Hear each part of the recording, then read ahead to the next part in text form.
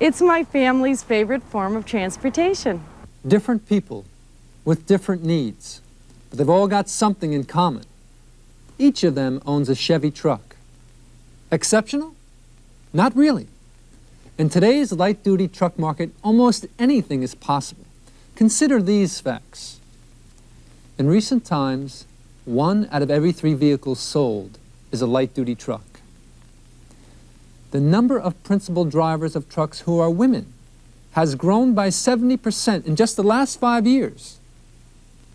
The number of light-duty trucks sold annually has more than doubled since 1970. Tracing the growth and diversity in the light-duty market has practical advantages for anyone selling trucks today. Seeing where they have come from shows us where trucks are going. It helps us realize who is buying them and why. In 1967, this was the full line of Chevy light-duty trucks. In 1987, your truck line looks like this.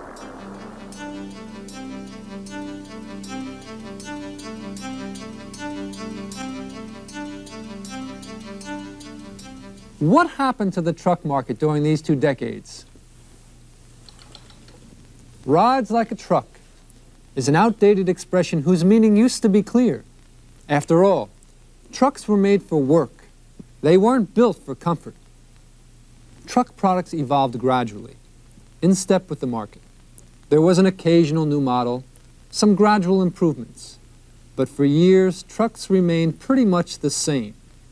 Then, in the late 1960s and 70s, the market for light-duty trucks began to change in ways that are still being felt today. Today, work truck needs are more specialized. Business demands continue to increase. And all kinds of people are finding that some trucks are more useful than passenger cars, and that other trucks are more fun.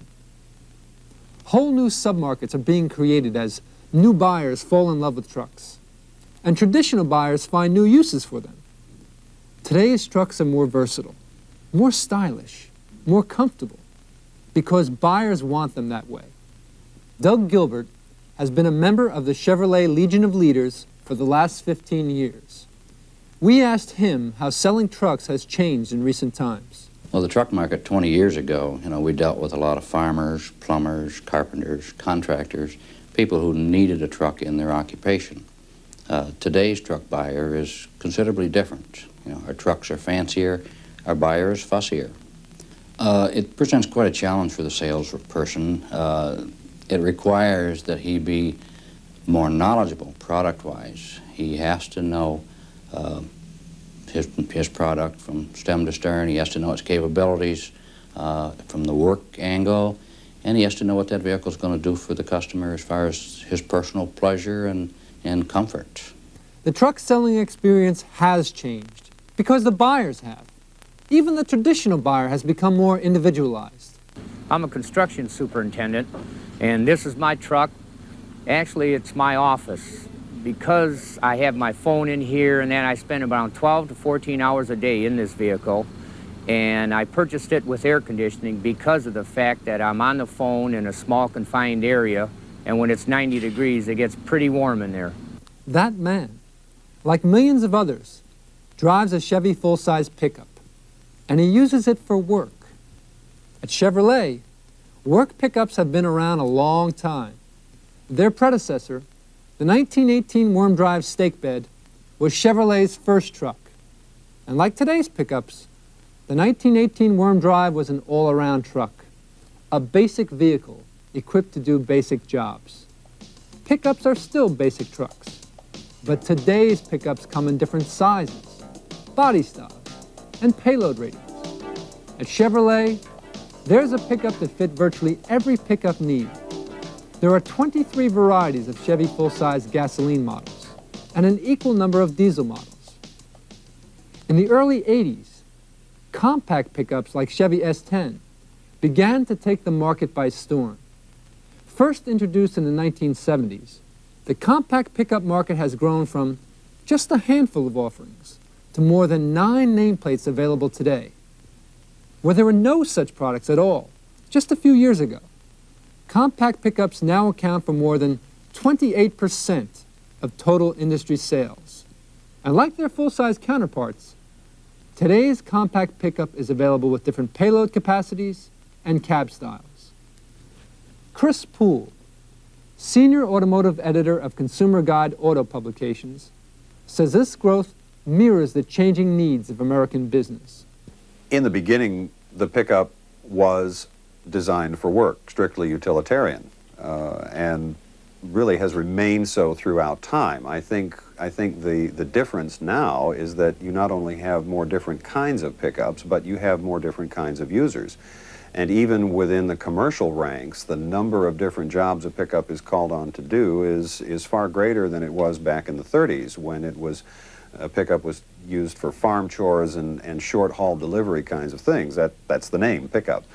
But today you have a number of different applications for those vehicles, and the reasons for owning them are pretty much the same as would apply to a smaller car. You have lower purchase price, you have lower running costs. With technological advances today, you have less downtime, so that further reduced costs of operation. A variety of things, maneuverability, particularly for urban users, but also in rural situations. All of these things go into making the smaller truck today one of the fastest growing segments of the motor vehicle industry. This is a Detroit telephone directory from 1920. Here are the business listings, covered in just 324 pages. Today, it takes this many books and 7,053 pages to list the businesses in metropolitan Detroit alone. As the country became more industrialized and cities grew in size, the needs of business evolved beyond what a basic truck could provide. Business needed other kinds of trucks. Today, business demands a wide choice of cargo haulers. In-town stop-and-go delivery businesses use high cubes and step vans. Heavier hauling is done by medium duties.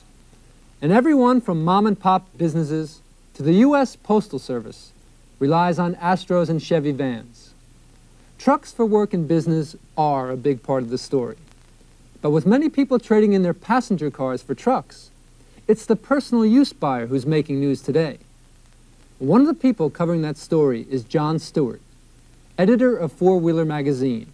Well, one thing we're seeing is that the distinction between car and truck is very blurred.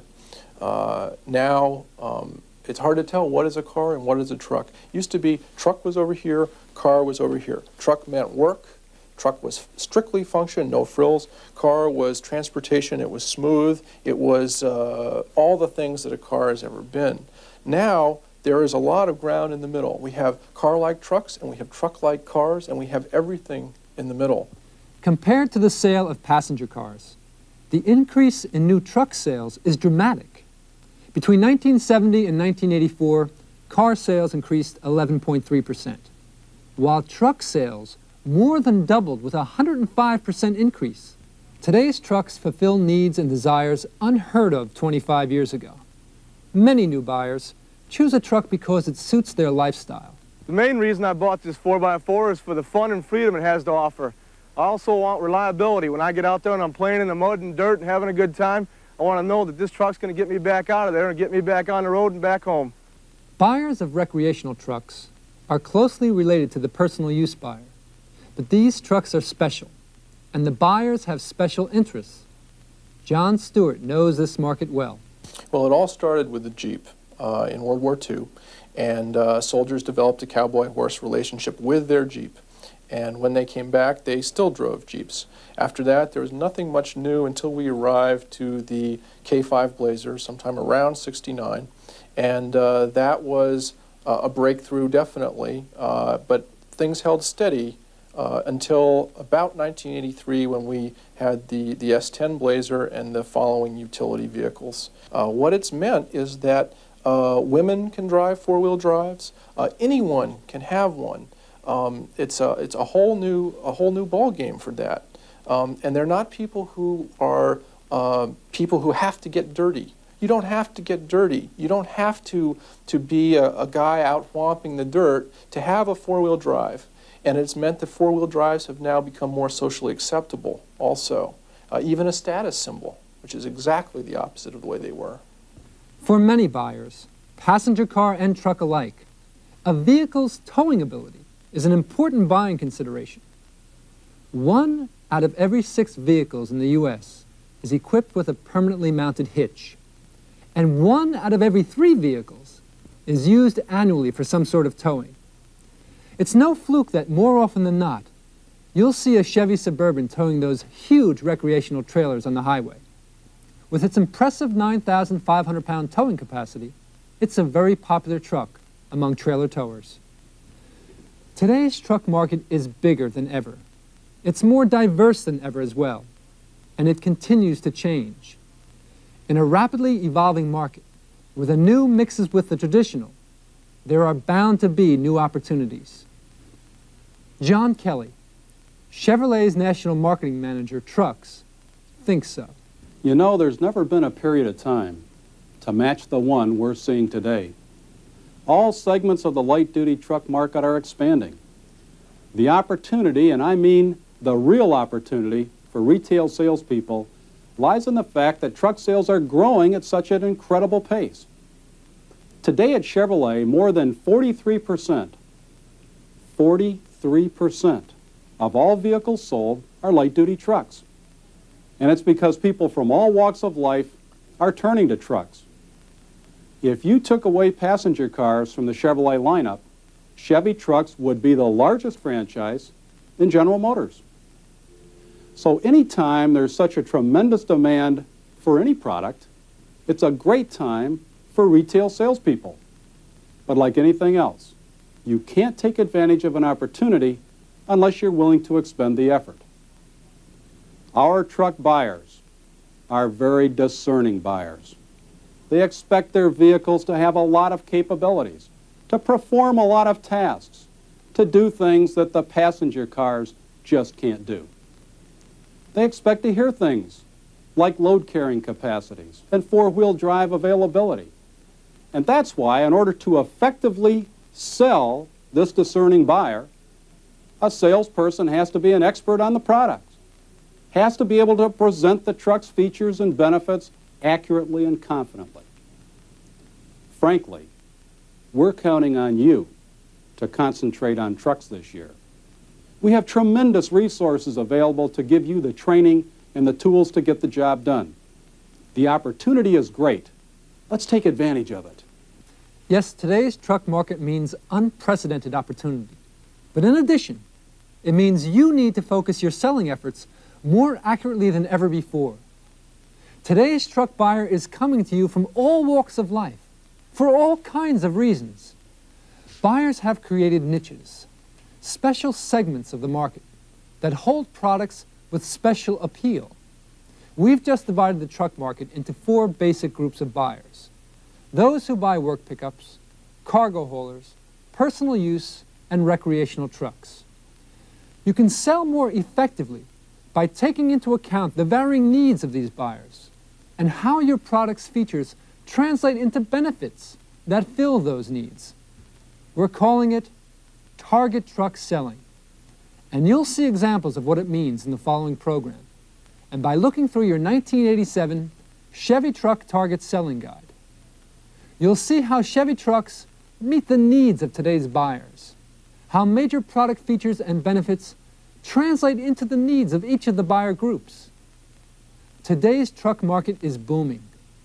Take full advantage of today's opportunity and target your efforts. Target trucks in '87.